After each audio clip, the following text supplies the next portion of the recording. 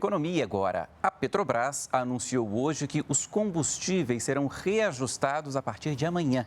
O preço da gasolina vai subir de R$ 3,09 para R$ 13,24 por litro. Já o diesel passa de R$ 13,34 para R$ 13,61.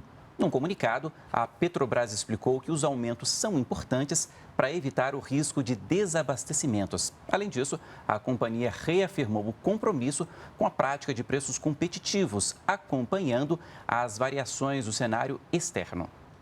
E a inflação fechou o ano passado em 10,06%, o maior índice desde 2015. O dado foi divulgado hoje pelo IBGE. Os combustíveis, a energia elétrica e os alimentos estão entre os produtos que mais pressionaram a inflação. E quem avalia esse cenário para a gente é o nosso comentarista de política e economia, Ricardo Caldas. Boa noite, professor. Explica então para a gente aí os motivos dessa disparada da inflação. Boa noite, Paulo. Boa noite a todos que estão nos assistindo. Nós temos falado muito aqui sobre os vilões, quem foram os vilões, né? Um vilão acabou de ser mencionado, que foi a questão do petróleo. O petróleo passou de $50 o barril no início de 2021 para $80, foi um aumento de 60%.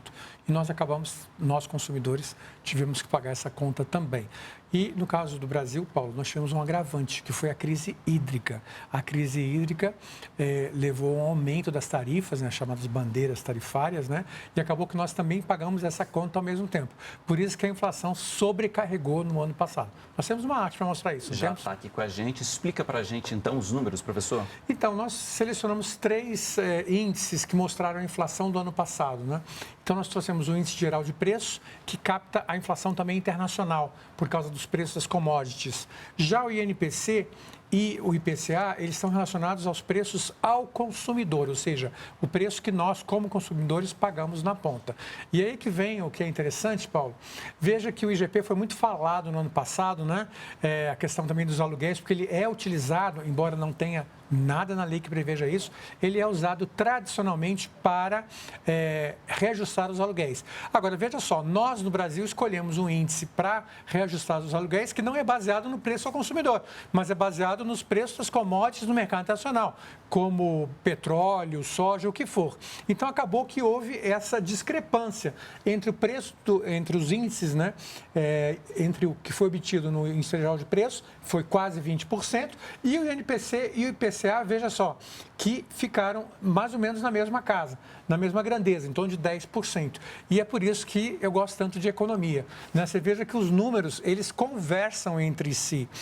A diferença principal, como se sabe, né, entre o INPC e o IPCA é que ambos são índices de preço ao consumidor, mas o IPCA é o consumidor amplo, porque ele capta a inflação em todos aqueles que ganham entre 1 e 40 salários mínimos, enquanto que o INPC é entre 1 e 5 salários mínimos. Mas veja que a inflação, seja qualquer um dos dois índices, não foi diferente. Ela foi em torno de 10%, ao contrário do índice geral de preços, que é uma cesta de índices, né? E acabou, que inclui inclusive construção civil e tudo isso, e acabou gerando o dobro da inflação medida pelo preço ao consumidor. Para encerrar, professor, é bom a gente deixar claro que porque extrapolou, né, o teto da meta, o Banco Central teve que se explicar, não foi isso? Exatamente. O presidente, nesses casos, né, o presidente do Banco Central é obrigado a fazer uma carta onde ele explica qual foi a razão, que foi essa que a gente mencionou, os preços das commodities internacionais, a questão tarifária da energia elétrica, também o desequilíbrio entre a oferta e a demanda, e com isso ele acabou tendo que fazer essa justificativa. E para o ano que vem, Paulo, só para a gente concluir aí com chave de ouro, veja que tanto o índice geral de preços, que é o calculado pela FGV, quanto o índice nacional de preço ao consumidor e o índice de preço ao consumidor ampliado, eles vão na mesma direção, todos eles em torno de 5%. Ok, professor, obrigado, até amanhã.